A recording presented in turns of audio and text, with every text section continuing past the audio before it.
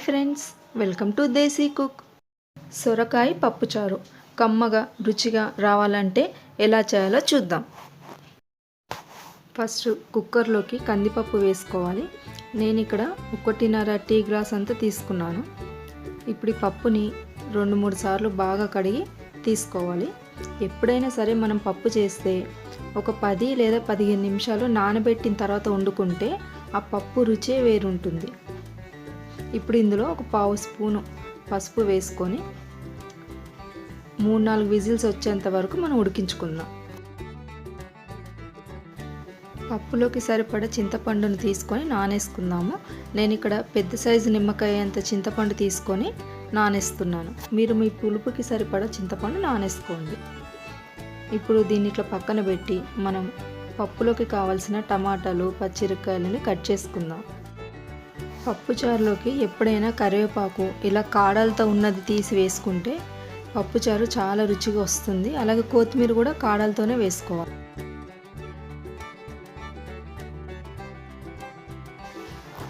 పచ్చిమిరపకాయని పూర్తిగా ఇలా చీల్చకుండా మధ్యలోకి ఇలా ఘాట్లు పెట్టి తీసుకోవాలి. అలాగే టమాటాలను కూడా కట్ చేసి రెడీగా పెట్టుకుందాం.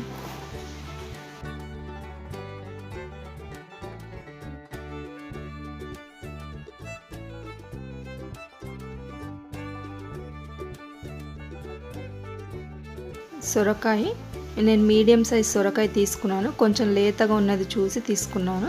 నేను ఇందులో పూర్తిగా వేయను, సగం మాత్రమే వేస్తాను. ఇది ఇలా మొత్తం పొట్టు తీసేసిన తర్వాత మధ్యలోకి కట్ చేసి ఇట్లా పొడి పొడి పీసెస్ లాగా కట్ చేసుకోవాలి. లోపల ఉన్న గువ్వం కూడా పప్పుచారులో వేస్తే చాలా బాగుంటుంది. కాబట్టి నేను అది తీయకుండా డైరెక్ట్ వేసేస్తున్నాను. మీరు కావాలంటే అది తీసేసి వేసుకోవచ్చు. ఇప్పుడు వీటిని నీళ్ళలో వేసి కడిగి పక్కన పెట్టుకుందాము. ఈలోపు పప్పు ఉడికిందో లేదో చూద్దాం. చూడండి, పప్పు ఉడికింది మనకి. ఇంకొంచెం మెత్తగా కావాలనుకుంటే ఇలా పప్పు గుత్తి తీసుకొని పప్పు గుత్తితో రుబ్బుకుంటే సరిపోతుంది. ఇప్పుడు ఇందులోకి మనం నానబెట్టుకున్న చింతపండు పులుసుని పోసుకోవాలి. పులుసు పోసిన తర్వాత నీళ్ళు కూడా పోసుకొని మనం పప్పుచారుని కొంచెం జారుడు వచ్చేలాగా కలుపుకోవాలి. ఇలా కలిపిన తర్వాత దీన్ని స్టవ్ పైన పెట్టి మరిగించుకోవాలి. ఇట్లా బాగా పొంగొచ్చి బాగా మరిగిన తర్వాత అంటే ఒక 3-4 నిమిషాలైనా మరగబెట్టుకోవాలి. ఇట్లా మరగబెట్టుకున్న తర్వాత దీన్ని పక్కన పెట్టేసి మనం తాలింపు రెడీ చేసుకుందాం. ఇప్పుడు స్టవ్ పైన గిన్నె పెట్టుకొని అందులో 1 టేబుల్ స్పూన్ అంత ఆయిల్ వేసుకొని ఫస్ట్ అందులో ఎండుమిరపకాయలు వేసి 1/2 టీ స్పూన్ ఆవాలు అలాగే 1/2 టీ స్పూన్ జీలకర్ర. ఇవి ఎండుమిరపకాయల విత్తులు. ఇవి పప్పుచారు ఎప్పుడు చేసినా సరే ఇలా సపరేట్గా వేసుకుంటే పప్పుచారు టేస్ట్ చాలా బాగుంటుంది. ఇప్పుడు ఇవి వేగుతున్నంత సేపట్లో ఒక 10 నుంచి 12 వెల్లుల్లి రెబ్బలు తీసుకొని కచ్చపక్కగా దంచి అందులో వేసేసుకోవాలి. తాలింపుని దోరగా వేయించుకున్న తర్వాత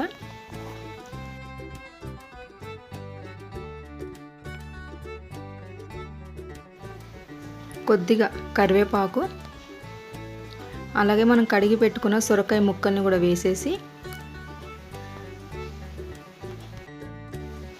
అలాగే టమాటాలు పచ్చిమిరపకాయలు వేసి ఒకసారి బాగా కలిపి మూత పెట్టి సొరకాయ ముక్కలు మగ్గేంత వరకు మగ్గించుకోవాలి. మధ్య మధ్యలో కలుపుతూ ఉండాలి. చూడండి, సొరకాయ ముక్కలు మగ్గినాయి. ఇప్పుడు దీంట్లోకి 1/2 టీ స్పూన్ పసుపు, 1 టీ స్పూన్ కారం, రుచికి సరిపడా ఉప్పు. పప్పుచారులోకి కొంచెం కారం తక్కువ వేసుకుంటే బాగుంటుంది. ఇవన్నీ వేసుకున్న తర్వాత ఒకసారి కలిపి మళ్ళీ ఒక 2 నిమిషాలు ఉడికించుకోవాలి. మనకి సొరకాయ ముక్క ఉడికిపోయి ఉంటుంది. ఉడికిందో లేదో ఒకసారి చూద్దాం. చూడండి, ముక్క ఉడికిపోయింది. ఇప్పుడు మనం ముందు మరగబెట్టి పెట్టుకున్న పప్పుచారుని ఇందులో పోసేసుకోవాలి. మీకు ఈ రెసిపీ నచ్చితే ప్లీజ్ లైక్ చేయండి, షేర్ చేయండి, అలాగే సబ్స్క్రైబ్ చేసుకోండి. పప్పు అంతా పోసుకున్న తర్వాత ఒకసారి పులుపు సరిపోయిందో లేదో చెక్ చేసుకొని ఒకవేళ సరిపోకపోతే ఈ స్టేజ్లో కొంచెం చింతపండు పులుసు యాడ్ చేసుకోవచ్చు. అలాగే ఇంకొన్ని నీళ్ళు కూడా పోసుకొని పప్పుచారుని కొంచెం జారుడుగా చేసుకోవాలి.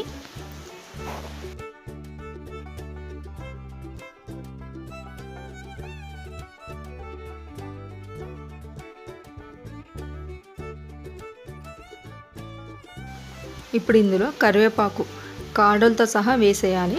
అలాగే కొత్తిమీర కూడా వేసేసి మూత పెట్టి ఒక 10 నిమిషాలు స్టవ్ని సిమ్లో పెట్టి బాగా మరగనివ్వాలి.